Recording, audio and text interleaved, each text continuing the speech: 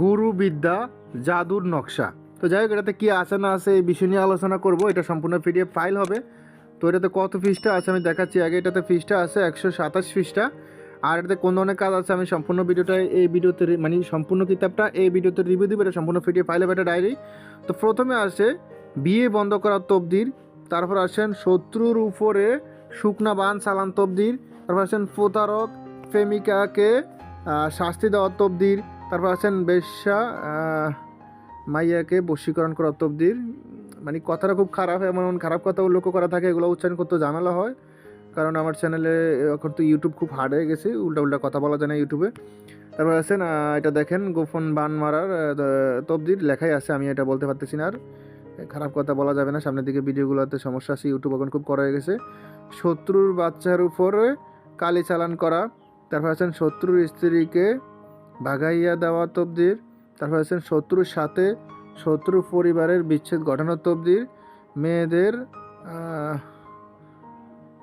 মানে মেয়েদের উপরে যে একটা বান চালানো আর কি এখানে বলা হয়েছে, আমি বলতে পারতেছি না।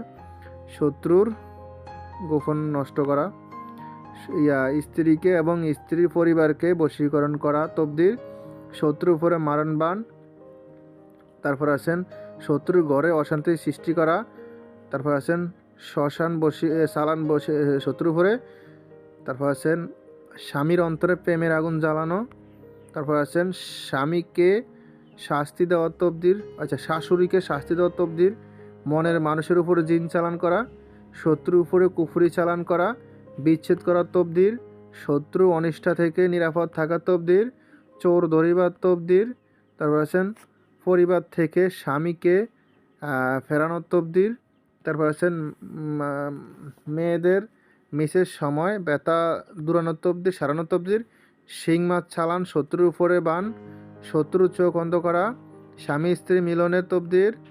তারপর আসেন বিস্তারিত দেওয়া আছে, আপনারা দেখতে পাচ্ছেন। কাজগুলো খুবই খতরনাক ডেয়ারিং কিছু কাজ উল্লেখ করা হয়েছে, আপনারা দেখতে পারতেছেন। আমি বলে দিয়েছি, তবে গাইডলাইনের কারণে পুরোপুরি ক্লিয়ার বলতে পারতেছি না, কারণ ইউটিউব খুব করা হয়ে গেছে এখন।